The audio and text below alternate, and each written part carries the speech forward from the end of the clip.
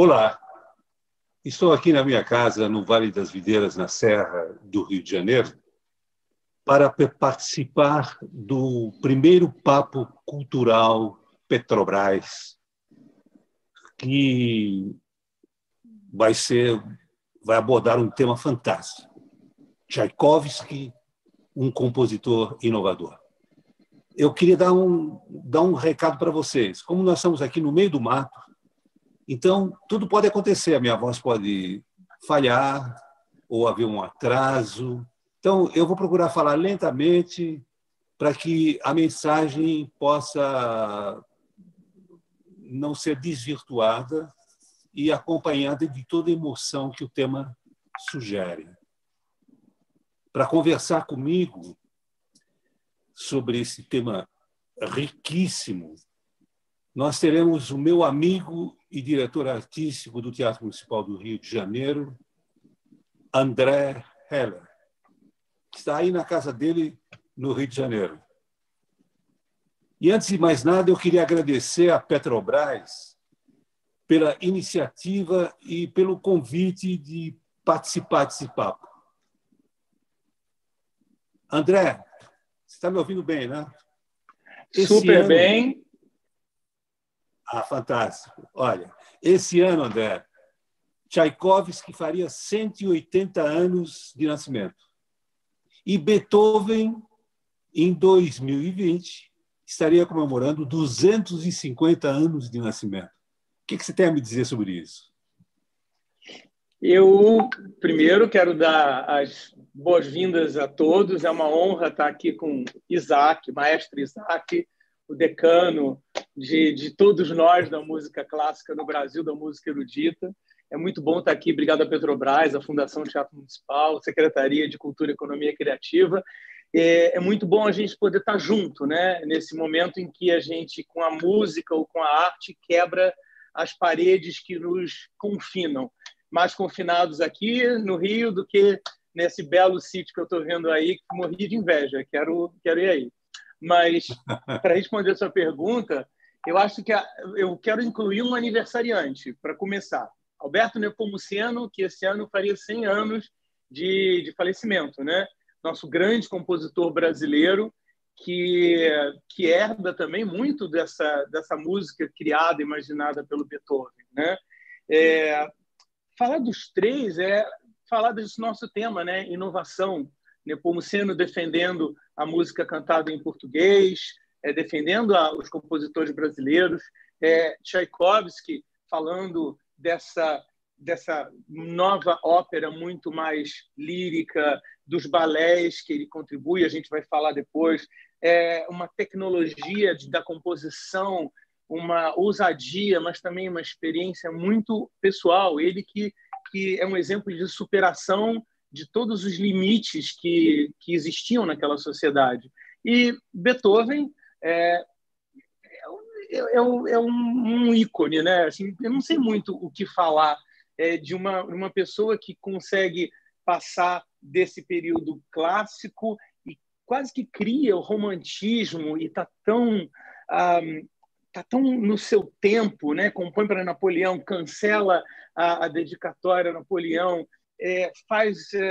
expande a forma da sinfonia. Quem olha os primeiros quartetos, os últimos, faz o Fidelio, que é a ópera favorita de todos vocês, maestros, aparentemente, e que é um homem que é tão importante, né?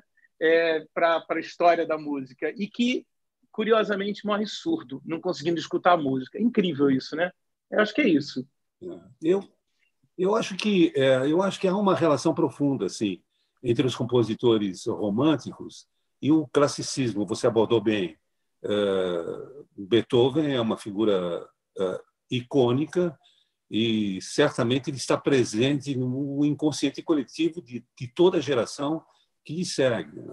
Tchaikovsky, porém, amava muito Mozart e ele se referia a Mozart com muita emoção e com um enorme respeito.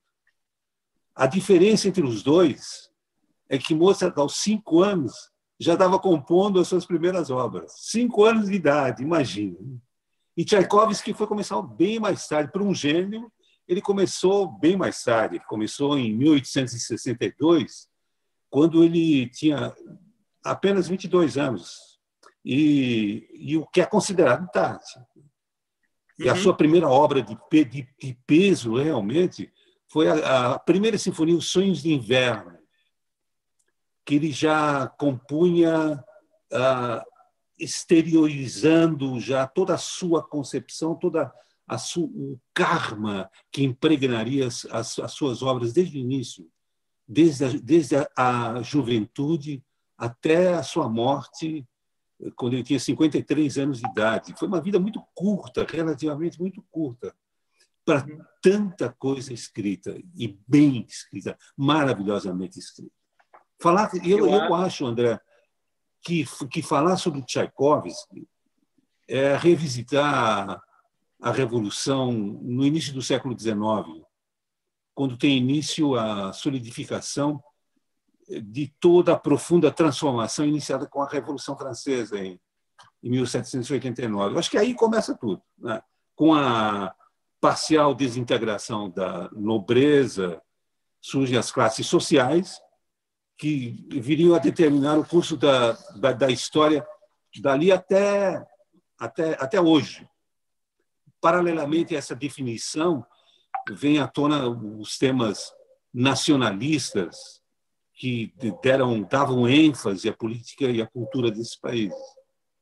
Assim foi na Itália, você é mestre no nacionalismo italiano, Verdi, Rossini, Puccini, enfim, toda essa geração de grandes criadores, mas eu diria na França também, na Alemanha, mas na estrutura agrária da Rússia tsarista, a Revolução Industrial chegou muito tardiamente. Todas as bandeiras às quais ela deu forma e conteúdo seriam realçadas de profundo cunho nacionalista. Tchaikovsky nasceu, eu diria, André, sob esse signo.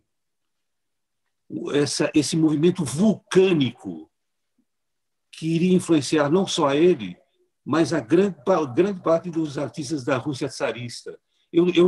Eu citaria aquele famoso grupo dos cinco, Balakirev, Borodin, Sesakui, Rimsky-Korsakov e o nosso Mussorgsky, o grupo dos cinco. A pergunta que eu sempre me coloquei e que era propícia a esse nosso encontro é por que Tchaikovsky não fazia parte desse grupo dos cinco? O mistério está... Sim, diga. Não, eu acho que a resposta está, talvez, você fez uma análise muito interessante de como ele vem depois dessa quebra que se deu com a Revolução Francesa, né? Só que na Rússia, embora a abolição dos servos, da servitude, tenha acontecido no século XVIII, ela persiste, né? As obras, por exemplo, as peças do Tchekhov, ainda é muito claro que os servos, mesmo libertos, continuam naquele sistema. Eu acho que o Tchaikovsky ele faz essa transição do que veio atrás, do XVIII, mas ele aponta para o que vem no século XX. Tanto é que os soviéticos, num primeiro momento, quiseram apagar o Tchaikovsky como um compositor burguês, imperialista, ligado ao czar, e, na verdade, depois de um tempo, eles revêem isso e dizem, não, ele é um compositor do povo, porque ele, talvez, por essa forma diferente, os grandes têm isso, eles fogem da forma, né? Ele talvez não pertença a esse grupo dos cinco, porque ele é mais genial e mais selvagem, né? É interessante falar desse amor dele por Mozart, que eu estava relendo uma biografia dele há pouco tempo, do Alexander Poznansky, que é ótima, e que é de 2009, e que fala muito bem da vida do Tchaikovsky, sem cortes, e que fala um pouco dessa infância, né? O primeiro contato dele com música é uma espécie de instrumento que imitava uma orquestra que a mãe tinha, que tocava o Don Giovanni, né? E isso vai impregnar a fantasia musical dele. E a mãe até queria que ele fizesse mais música, mas o pai, obviamente, não incentivava. todos os irmãos, Modest, que é um irmão tão querido dele, também se torna escritor. É muito, muito curioso isso. Então, eu acho que ele é um eterno estudioso da forma. Ele tem essa busca por uma inovação, por uma tecnologia e por superar o que é a forma. O Mussorgsky também tinha isso, né? Tanto que o Boris Godunov, a grande ópera do Mussorgsky, até meados do século XX, era toda feita na versão Rimsky-Korsakov, que era embelezada, porque eles achavam que a música do Mussorgsky estava errada. E, na verdade, não estava. Ele estava caminhando para um outro lado. Eu acho que isso que é o mais interessante, né? Como o Tchaikovsky é esse homem que recebe o 18, mas que vive o 19 profundamente, mas que já aponta para o 20. Eu acho que o fato dele ter estudado em São Petersburgo, no Conservatório de São Petersburgo, em contato com os grandes mestres russos, a tônica e o universo dele era voltado à música germânica da sua época, né? E basicamente a forma de sonata. A forma de sonata. A forma de sonata era muito específica, ela delineava o primeiro e o segundo tema, tinha a exposição, tinha a coda do primeiro movimento, depois a reexposição. Quer dizer, era uma forma muito, além de cerebral, ela era muito estruturada sobre os parâmetros de todo o movimento que começou em Mannheim, em finais do século XVIII. Estranhamente, quase que coincidente, a Revolução Francesa. Mas houve uma revolução musical que abrangeu e estruturou a forma de sonata. Tchaikovsky compunha na forma de sonata, diferentemente do Grupo dos Cinco. O Grupo dos Cinco priorizava a grande melodia, a melodia folclórica russa. Eles vasculhavam toda a integralidade do território russo à busca de temas e impregnavam as suas obras nos temas russos.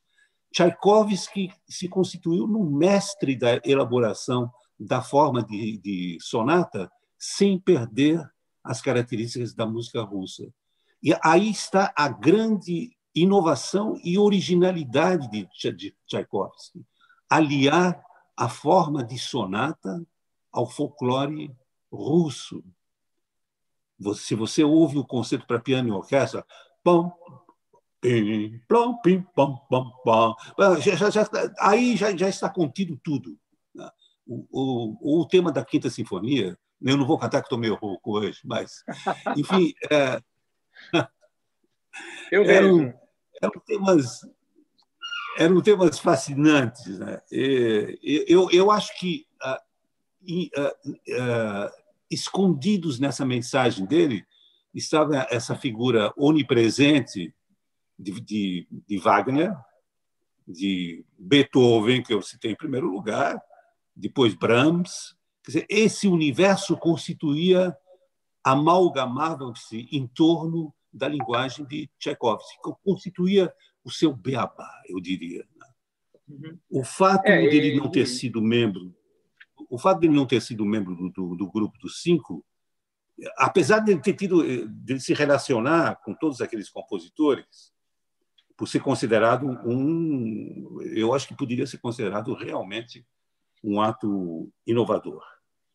Ele não era de jeito nenhum o assim dito folclórico, mas ele absorveu a forma de sonata dos compositores germânicos e deu-lhe uma dimensão, eu diria, mais russa.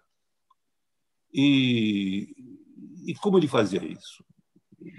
O Grupo dos Cinco, desculpe, que o Grupo dos Cinco teve muitas turras com ele também, né, Isaac? Acho que foi o César Cui, que foi a primeira obra do Tchaikovsky no conservatório ainda. O César Cui escreve uma crítica horrorosa, né? E outros compositores também, né? O Korsakov ele tinha excelentes relações. Ele tinha excelentes relações como sócio, o nosso sócio, né? O Glazunov também. Glazunov. Bom, mas eu diria que um dos aspectos mais interessantes da produção de Tchaikovsky talvez tenha sido a abertura 1812, se a gente for falar em inovação, o Tchaikovsky inovador. A abertura 1812 foi uma das últimas obras de Tchaikovsky e representa por si só uma enorme inovação. Tchaikovsky a compôs em 1882 para comemorar o fracasso de Napoleão na invasão à Rússia em 1812. E Tchaikovsky teve, então, uma ideia que eu acho que foi genial. Ele incluiu, junto à Orquestra Sinfônica, uma banda militar, imagina, né?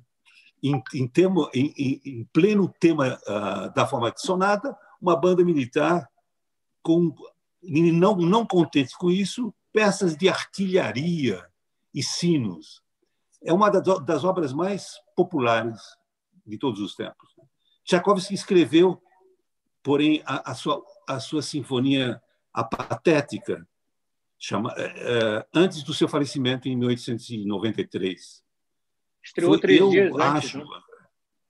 Eu acho que foi a sua real despedida. E se você conhece tão bem Mahler, há um paralelo entre o final da Patética e o final da Nona Sinfonia de Mahler. Ambas terminam no prolongamento do som, como se buscassem o infinito. Eles se prolongam, eles não têm fim.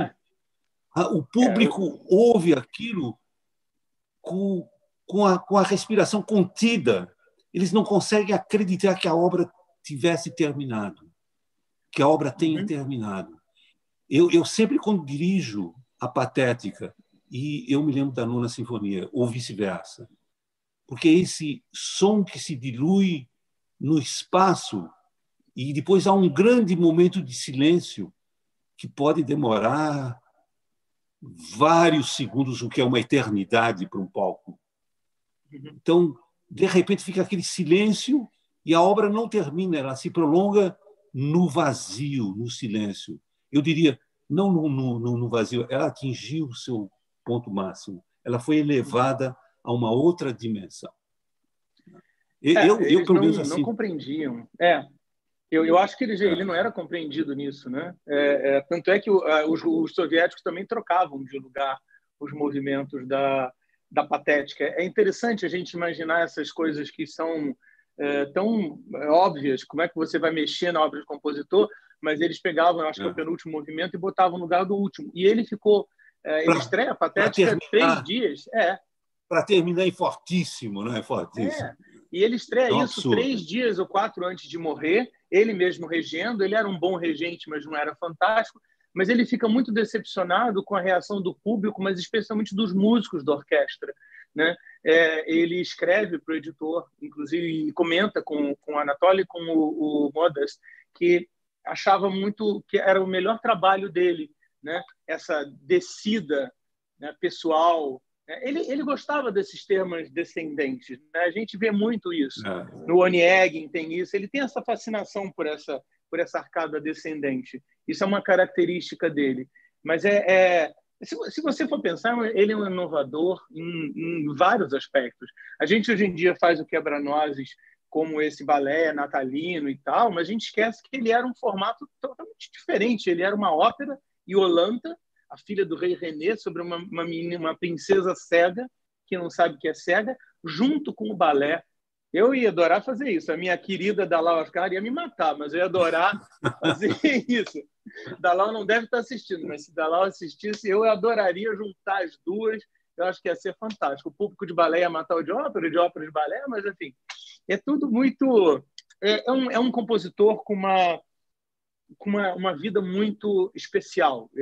O fato de, claro, dele ser homossexual e não poder viver o amor plenamente, eu acho que influencia muito a vida dele, marca muito, né? Numa Rússia que era muito tolerante, tolerava. Ele tem histórias muito pitorescas dele, vestido de mulher, com outros amigos na escola de direito, mas ele fica completamente congelado face ao medo do que isso poderia... quanto mais famoso ele fica, mais medo ele tem, né? O casamento estupidamente fracassado de 9 dias, né? Com a Antonina, né? Ele casa com essa menina que escreve uma carta de amor para ele. Ele está compondo o Evgeny Onegin, ele se identifica com a Tatiana na ópera, ele se identifica com o que está acontecendo, ele acha que isso vai ser bom. O Modest, o irmão, fala, não faz essa besteira, isso não vai dar certo. E o casamento é um desastre, né? 2 semanas depois ele já está querendo fugir, nunca se consome o casamento, né?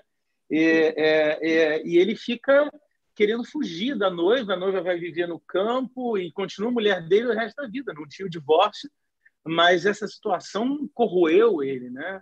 E o relacionamento também com a Nadezhda von Meck, né? Essa mecenas, né? A gente está falando de Beethoven, não tem essa Die ferne Geliebte, a amada distante do Beethoven, amada imortal, né? Eu acho que ele tem essa... que coisa incrível, né? Eu acho que isso é interessante a gente falar para o público que está assistindo a gente. Ele tem uma mecenas, uma viúva rica, o marido era dono de estradas de ferro, tinha construído, e ela se apaixona pela música do Tchaikovsky e decide patrociná-lo.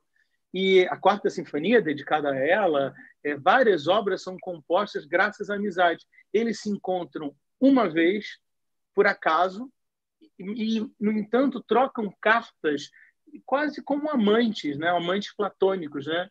Até que ela corta o vínculo com ele, né? E até o final da vida, ele morrendo de cólera ou envenenado, ele fala dela, né?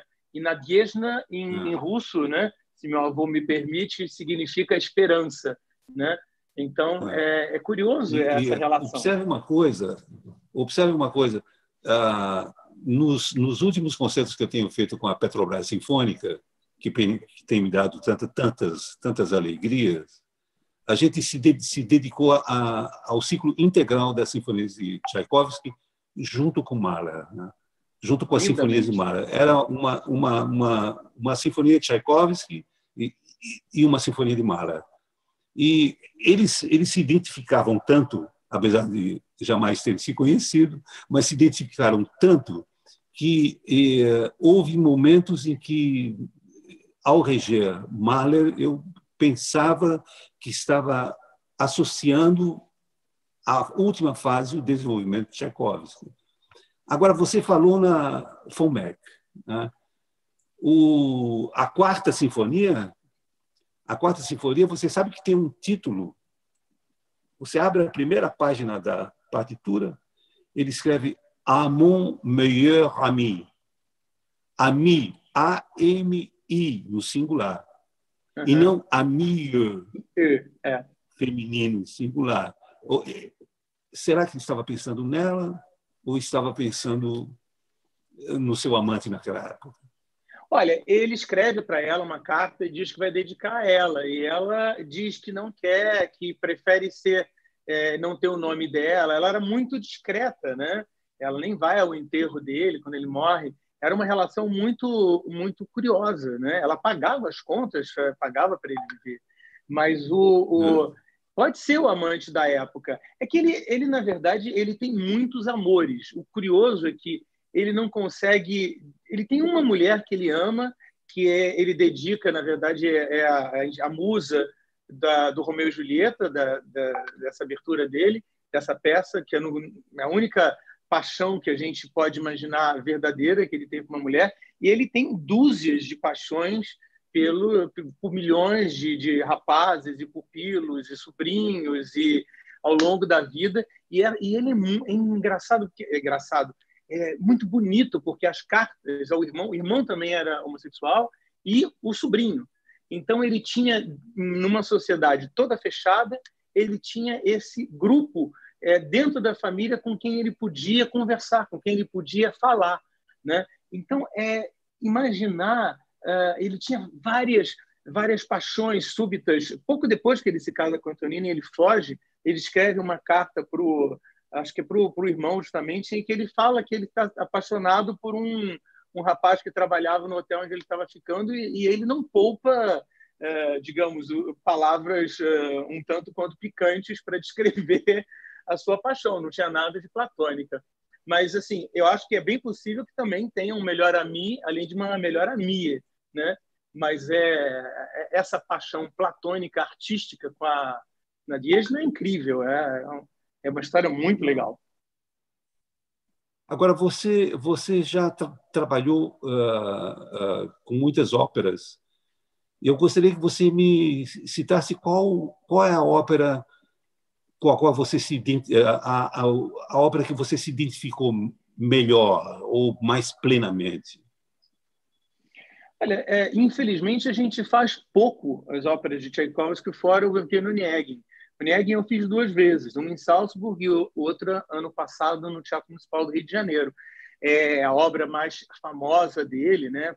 Até porque talvez pegando um pouco o que você falou do século XVIII e do XIX, dessa tradução, ele pega o Pushkin e ele joga isso numa música do século XIX, ele joga de uma forma tão pessoal nessas cenas líricas, né? Ele nem chama de ópera, ele chama de cenas líricas. E é tão interessante que ele tira do mundo do folclore russo, embora você tenha aquele baio, baio, baio, baio. Você tem aquelas cenazinhas pitorescas dos pastores, mas é, na verdade, uma obra sobre personagens. Um pouco como o Verdi faz quando ele começa a mudar dos grandes dramas antes do Ressurgimento para a Traviata, para os dramas mais intimistas, né?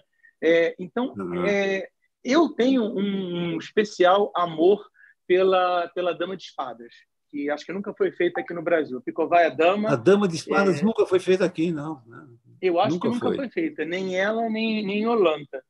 Se foi feita por algum dos quadros alemães que vinham nos anos 50, 60, mas eu acho pouco provável. Ela nunca foi feita. Yolanta é uma ópera muito curta sobre essa menina cega, a última ópera dele, 1892, que o pai é o rei, ele proíbe todo mundo dizer para ela que é cega. E quem contar para ela que é cega vai morrer. Chega um cavalheiro e ela diz, ele pede para ela uma rosa, pega aquela rosa vermelha para mim. Ela vai e pega uma rosa branca. E ele diz, mas eu não estou entendendo, eu te pedi a vermelha. Ela fala, o que é vermelho? O que é branco? Bom, no final tem um milagre, ela se salva. Mas eu acho que a Dama de Espadas, que também é Pushkin, é fantástico porque ele olha para o Mozart, ele tem essa estrutura, passa-se no século XVIII, tem a cena fantástica da velha condessa cantando um trechinho do Grétry, e os personagens, né? O Hermann, essa aparição fantasmagórica da condessa que vai dizer quais são as cartas no jogo. Eu acho que como o mergulho na alma atormentada dele, a Dama de Espadas é a mais incrível. Ele tem 10 ou 11 óperas, dependendo se você quer considerar que as 2 versões dos Sapatinhos da Tsarina são a mesma ópera ou não, né? O Evacula e os Sapatinhos. As óperas históricas dele eu acho menos interessantes. A Feiticeira, a Encantadora, é bonita, tem grandes momentos, mas eu acho que falta exatamente essa coisa do pessoal. Ele colocar alguma coisa. Ou Primtik também é muito interessante, Mazepa é muito legal, mas as óperas intimistas, onde ele põe algo de si, eu acho que são as grandes assim descobertas. E as canções, né? As canções são lindas. Quem quiser perder o medo de Tchaikovsky, pega Frank Sinatra cantando None But a Lonely Heart, que é Goethe e Tchaikovsky. Você sabe um trecho que me fascina assim, você falou em melodias, né? O trecho mais fascinante de uma das obras que eu mais adoro, que é Eugen Onegin. Eugen Onegin. no russo perfeito, né? É que a Tatiana canta áreas absolutamente incríveis, assim, porque essa afinidade com Mozart não é por um acaso, não. Assim como Mozart tinha a facilidade melódica e que provinha assim aos turbilhões no dia a dia, eu acho que as melodias de Tchaikovsky, especialmente as cantadas pela Tatiana. E uma das cenas, eu não sei o que você me diz disso, mas a cena do duelo, Lemsky e Boris, Eu acho que é uma coisa genial aquela cena envoltos em nevoeiro e atirando com aquela tensão. Nós fizemos juntos a obra, né? É uma obra realmente. Esse é um trecho que me deixa arrepiado até hoje.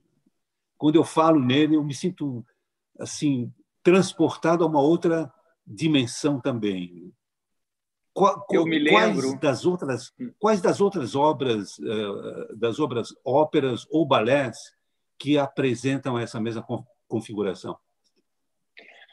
Olha, só para falar um pouquinho do Onegin, há uns 15 anos atrás, resolvi estudar russo. Eu já tentei estudar russo várias vezes na minha vida, porque meu avô era russo, e, enfim, né, eu não passo de ter matrióticas, é o máximo que eu consigo ter isso em casa. Mas eu já consigo ler o alfabeto, falo um pouco, tive agora na Sibéria, em dezembro, para tentar estabelecer uma parceria com teatros aqui, mas nossa, é muito difícil. E eu fui estudar em São Petersburgo, passei um inverno congelando, menos 27 graus, e eu ia na ópera todo dia, óbvio, até porque como estudante lá, você tinha o preço local. Então, era Hermitage e ópera para não morrer de frio. E aí, eu vi umas 2 vezes o Onegin e vi várias outras coisas, mas o Onegin é especial com o povo russo. É como um jogo de futebol. A gente fala, né, dessa coisa da ópera, música clássica, elitista. Não é. A gente precisa muito combater o trabalho que você, Isaac, fez ao longo da tua vida inteira, né? Quer dizer, eu acho que eu não teria começado a assistir música clássica se não fosse os concertos para a juventude. Eu me lembro de criança, adolescente, indo lá domingo de manhã, sendo barrado porque eu estava de bermuda, você acredita? Mas eu já era meio André Heller. E continua, né? Foi incrível, né? Mas hoje em dia, se botar uma saia, pode. Então, assim, eu ainda vou derrubar isso. Mas eu já era adolescente André Heller, então o cara me barrou, eu falei, nada feito, imagina, a moça tá de mini saia ali, o cara conseguia entrar. Mas eu me lembro de assistir. E eu acho que isso, a proximidade, o estímulo, o acesso a essa arte é uma luta muito importante, porque, na verdade, a gente está falando temporada 2020, 2021, mas o importante é a temporada 2049, 2052. Que essa paixão que a gente sente, que todo mundo possa ter acesso a Anitta, a Xuxa, ao Justin Timberlake, a Madonna, ao Axé, qualquer coisa, mas que também possa ter acesso ao Tchaikovsky, ao Villa-Lobos, ao Nepomuceno, aos desconhecidos. Eu acho que esse estímulo ao consumo da cultura, e nesse momento que a gente está nesse quadradinho, né, de quarentena, o que nos faz voar é a literatura, é a arte, a possibilidade de ter essas conversas, né? Olha que legal, quando nós teríamos essas conversas se não fosse nesse momento? Então, Nunca, é incrível. nunca. Eu falo para os meus cantores jovens, está chateado em casa, está deprimido? Estuda, vai aprender um idioma, vai ler uma coisa. É a maneira que a gente tem de se defender disso. A arte salva da tristeza, da mediocridade do mundo. E lá, vendo o Onegin, as pessoas iam e falavam no telefone, assistiam, e quando começava a área do Lenski, Kuda, Kuda, eles todos conheciam o texto, né? E aí vem o duelo, e as pessoas ficam lá, vai matar, não sei o quê. Quando dá o tiro, você vê as crianças, as pessoas dizendo, isso é fantástico. A gente poder ter isso, que não é uma arte que está congelada dentro de um iceberg, mas está próximo, é muito importante. E aí, respondendo a tua pergunta, eu acho que o Tchaikovsky tem uma primeira fase em que ele se identifica muito com as heroínas femininas, né? E isso vai da primeira, que é a Ondine, né? Tem a Donzela de Orleans, né? Joana d'Arc, que ele escreve, e até o final da vida ele estava pensando em rever o próprio Tatiana, do Onegin, mas aí chega quando ele compõe a Manfred, né? Com o texto do Byron, isso muda um pouco, ele começa a olhar uma perspectiva mais masculina, né? Então surgem outras obras que têm uma diversidade maior, né? É difícil escolher. Eu acho que tem um livro muito interessante que fala sobre a ópera no século XX, e ele define que A ópera do século XIX, ela pode ser ela pode ser dividida da seguinte forma: a italiana, que é a capacidade do homem de se manter digno face a um destino adverso, e dela deriva um pouco a francesa. A alemã, que é o homem e o mito, e dela também deriva muito a escola russa, porque a grande, né, mesmo Boris, Ivan o Terrível, A Vida pelo Tsar, Ivan Sussamin, né, tantas, Príncipe Igor, né, o Premtchik dele, essa fascinação pelos personagens históricos, pela história de um povo, né, o povo em cena, talvez uma abertura como 1812, com canhões, artilharia, tudo tem direito, esteja inserido dentro dessa veia, né, de a Rússia essa coisa imensa, é muito grande, é muita gente, é uma massa e é uma paixão pela cultura, né? Eu acho que o Tchaikovsky, nesse sentido, ele pega essa tecnologia que ele aprende da composição tardiamente, com uma grande inspiração, ele inova, ele aponta caminhos, né? Na ópera, eu acho que é muito isso que ele faz. O que seria da ópera russa do século XX, e muito da ópera alemã, do expressionismo alemão, mesmo dos franceses do século XX, sem essa influência dele, ele que vai ao Festival de Bayreuth para a primeira apresentação do Anel, né? Então, assim, eu acho que ele tem uma tremenda influência, muito maior do que a gente imagina, entendeu? Nós temos pouco tempo agora, antes de nos despedirmos, infelizmente. Eu gostaria que você abordasse as obras fantásticas que ele escreveu para balé, né?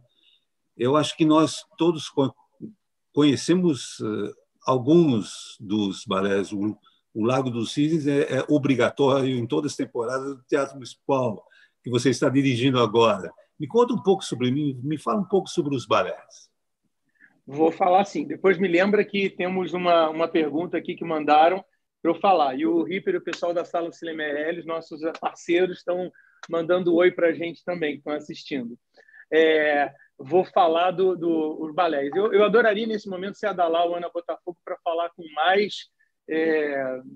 mais competência sobre isso. Eu era adolescente também e ia com a minha mãe, que saía do trabalho na cidade, na Light, e a gente ia se encontrar e ver os balés, né? Então, isso eu vi uns dois lá, do Cisne, de Quebra-Nozes, já fiz Magardê.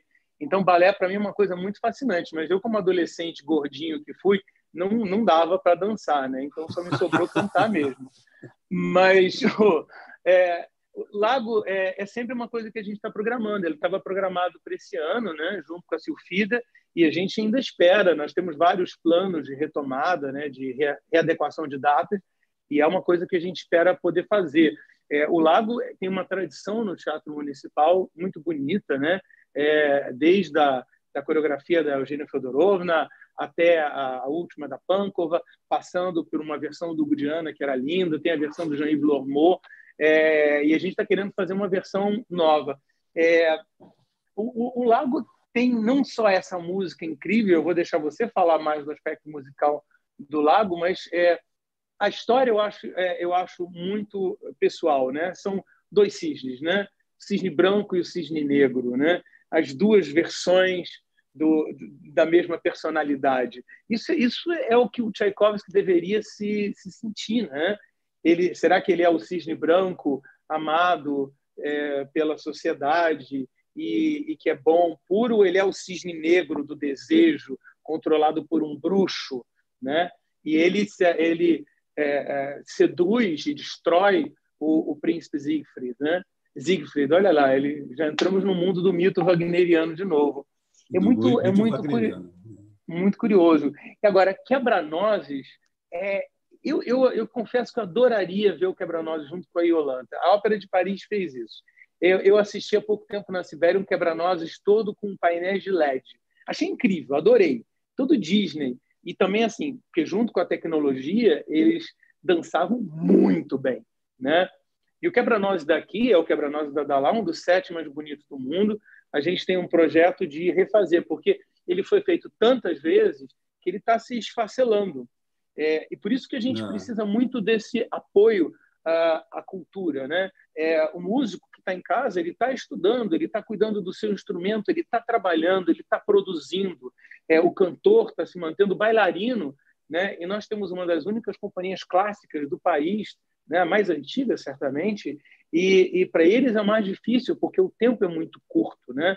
Para dançar esses papéis. É muito importante nesse momento que a gente entenda que o artista, as orquestras, os teatros, eles estão produzindo, eles estão trabalhando, eles estão contribuindo da maneira que eles podem, contribuindo para estar pronto para a volta, porque vai voltar, a gente sabe que vai voltar, né? E as crianças... Esse é o ponto que eu queria conversar com você também. Porque, na realidade, nós temos uma alternativa ante essa peste que nos assola, né? Semelhante a tantas outras pestes que já assolaram o homem desde o início, desde épocas imemoriais, né? Nós temos essa pela frente. Estamos confinados em casa. Graças a Deus, temos a serenidade para poder absorver o tempo e dar graças a Deus que nós dispomos dele para criar alguma coisa e pensar em coisas novas. Mas eu estava conversando com muitos amigos e recentemente o tema como voltar foi abordado. Aí, a se preservar essa configuração estabelecida pelas autoridades médicas e por todas as pessoas de bom senso, que é necessário preservar a distância entre as pessoas, a música e o teatro são necessariamente artes que se conjugam à proximidade. Como fazer uma ópera mantendo as respectivas distâncias regulamentares que nos permitem fazer sem nos contaminar? E o público, como estará o público mantendo rigorosamente essa distância? Eu aí comecei a pensar nas possibilidades. Nós poderemos diminuir o espaço. O Teatro Municipal tem 2.400 lugares, que ficariam restritos a 1.200. 600. Mantendo são 600. Lugares. São 600. Bom, 600 lugares, mantendo essa distância. Né? Bom, e os músicos, e os cantores no palco? Né? Quer dizer, os músicos, eu tinha pensado, bom, vamos manter essa distância e vamos fazer obras que sejam compatíveis com essa regulamentação. Eu acho que é um dilema para todos nós. Uhum. Eu acho que, por exemplo, nós poderíamos fazer na Sala Cecília Meirelles, por exemplo. Né? Sobrou para o Rio. Eu estava falando ontem com ele. E nós poderíamos criar uma dinâmica própria envolvendo um repertório inteiramente marginal, que foi deixado de lado em função da quantidade de músicos no palco, etc. Eu acho que nós poderíamos pensar a mesma coisa em relação à ópera. O que você acha? Então, concordo. Eu acho que eu fico pensando nesse momento numa frase do grande baixo russo Chaliapin, né?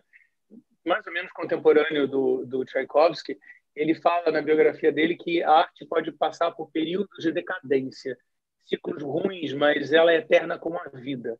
Eu acho que a gente vai ter que reinventar um pouco algumas coisas, esperar algum tempo, mas algumas possibilidades já estão sendo bem estudadas. Logo no despertar, no amanhecer dessa pandemia, eu fiz um grupo com alguns teatros, alguns colegas, algumas orquestras para conversar sobre o que ia acontecer. E graças à participação de gente como o Ripper, a Flávia Furtado de Manaus, o Abel Rocha, Emiliano Patá, várias pessoas, Esse grupo cresceu muito, a Petrobras Sinfônica é parte desse grupo, inclusive, e a gente está discutindo não só a criação de protocolos e sugestões para poder contribuir, porque, afinal, quem melhor do que você, os outros maestros, os músicos de orquestra, para dizer o que é possível, o que não é possível, e poder contribuir com os governos, com os sanitaristas, com as secretarias de saúde. Ao mesmo tempo, a gente está tentando criar um fórum muito esperado, muito importante, brasileiro, de ópera, balé e música de concerto, porque a gente precisa existir enquanto indústria. Nós movemos um capital incrível, patrocínios generosos, como da Petrobras, como da Vale, como de várias empresas interessadas em cultura, né? Estão junto conosco. Nós temos artistas que vêm para cá e que querem se apresentar no Brasil. Você tem isso, movimento hotéis, restaurantes, transporte. É uma cadeia econômica muito importante. Nós precisamos existir mais, não como uma esmola, não é bem esmola, mas um grão que se dá. Não, nós existimos enquanto mercado, um mercado tão importante quanto a TV, quanto o cinema, quanto o teatro de prosa, o musical, e que tem o seu lugar e que precisa ter acesso. Quanto aos protocolos, você vê, num teatro de 2.300 lugares, 380 lugares, como o municipal, sobram 600. Então, claro que a gente vai ter que olhar o repertório, a gente vai ter que pensar sobre a possibilidade de ter uma parte da programação para as pessoas lá ao vivo e uma parte por streaming. Obviamente, balé é uma coisa que vai ser muito difícil, porque existe um contato físico. Você não vai poder dançar somente solos, né? Obviamente, o problema da orquestra no fosso é um problema também. Fale. Me permita ontem, exatamente ontem, eu estava conversando com o Ripper. O Ripper me telefonou e, por uma sorte, eu tive a possibilidade de falar com ele sobre todas essas abordagens que nós estamos formulando agora. E eu dei uma ideia ao Ripper. Olha, vamos fazer na Sala Cecília Meirelles e obras parecidas com essa, eu sugiro a você que sejam feitas no Teatro Municipal. A obra sugerida ao Ripper foi A História do Soldado de Stravinsky, que é um pequeno conjunto de câmara e um narrador que é, ao mesmo tempo, bailarino. Obras desse tempo, dessa época, que conjuga, ele fala na Primeira Guerra Mundial, Stravinsky, obras que sejam realizadas com pequenos conjuntos, mas que tenham um interesse histórico e que possam contribuir para o desenvolvimento e o aprimoramento do público, que talvez raramente tenha ouvido a história do soldado. A gente tem, por exemplo, na lista de coisas, o Liebeslieder, um Walzer de Brahms, que são 2 pianos e 4 cantores, que pode ser espalhado por mais cantores. Você tem o Le Vent Heureux de Franck Martin, que também nunca foi feito aqui, que é a história do Tristão e Isolda para um grupo, coro, que pode estar espalhado, e é um conjunto pequeno. Você tem o Poema do Delage também, que está na lista. Você tem uma série de coisas, né? Recitais, trios. Isso a gente vai descobrindo. A lista é muito grande e tem sempre essa coisa, né? Eu sou um defensor do repertório novo, como você. Nós gostamos de um repertório que instigue o público, não só os grandes clássicos que merecem ser ouvidos, mas as coisas que estão aí que são fantásticas. Essa escola do expressionismo alemão tem tanta coisa interessante. Por exemplo, estamos falando dos russos, o Renze tem uma peça para 2 ou 3 instrumentos e bailarino em cima do Idiota, do Dostoiévski. Então, vai dar um certo trabalho pensar nisso, mas a gente tem que olhar de uma maneira instigante. E também como é que a gente atrai o público para isso. A História do Soldado é uma grande ideia. E eu acho que, às vezes, no municipal a gente vai poder não ter a plateia e usar um pouco para a plateia para o coro. Talvez, se tiver cantores, uma tela rosca entre orquestra e cantores. A gente vai ter que fazer testes e também descobrir o que os outros colegas estão fazendo, né? A Itália vai fazer alguma reabertura. Wiesbaden está fazendo hoje um Tristão e Isolda, não inteiro, mas pedaços, com grandes cantores, mas com piano e alguns instrumentos. Então, esse tipo de coisa a gente serve até para a gente dizer, olha, não é que nós somos brasileiros, tupiniquins, que estamos fazendo uma coisa mal jambrada. Não, grandes teatros estão pensando em fazer. Madrid, eu falei com uma Tábuas, eles estão pensando em fazer uma Traviata só para 300 pessoas, com orquestra em cena, semi-encenada. Isso vai ter que ser descoberto. O Rimbaud já dizia que o amor está aí para reinventar. A gente vai ter que reinventar, né? Ó, tem uma pergunta aqui. Será que a gente responde? Claro. A Juliana mandou uma pergunta dizendo assim, nós citamos Pushkin, que é muito amado pelo povo russo e perpetuado por gerações. Por que a gente não consegue esse exercício de amor aos clássicos poetas no Brasil? O que você acha, Isaac? Pergunta da Raya. Quer me repetir a pergunta, por favor? Por que a gente não consegue esse amor aos clássicos poetas no Brasil, como o Pushkin? Bom, eu acho que nós vivemos, infelizmente, em compartimentos. As pessoas que gostam de música e fecham-se dentro dessa predileção. Esquecem-se que a música é um fenômeno decorrente, unitário.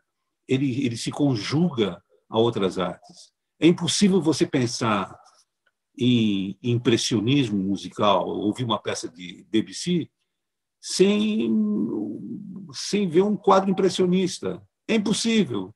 Você passará a compreendê-la menos se você dissociá-la do seu entorno. Eu acho que falta a percepção ao público de que eles vão poder sentir melhor a música e gozá-la mais plenamente se eles a imbuírem de tudo aquilo que a cerca. Jamais ouçam um Debussy sem observar um quadro de Serrat, por exemplo, né? O pontilhismo. São coisas que se conjugam. Ou uma obra barroca, qualquer que ela seja, dissociada da Catedral de São Pedro. Não dá, porque a arquitetura está integrada à música, elas se completam. Eu faria essa ressalva. Né? Eu acho que nós temos que voltar a ser mais homens e mulheres do Renascimento, em que nós desenhamos, esculpimos, fazemos cálculos, cuidamos de medicina. Eu acho que o humanismo está aí para provar como é importante o conhecimento geral, né? Eu até completaria, voltando ao Nepomuceno, que fala que não tem pátria um país que não canta na sua língua, né?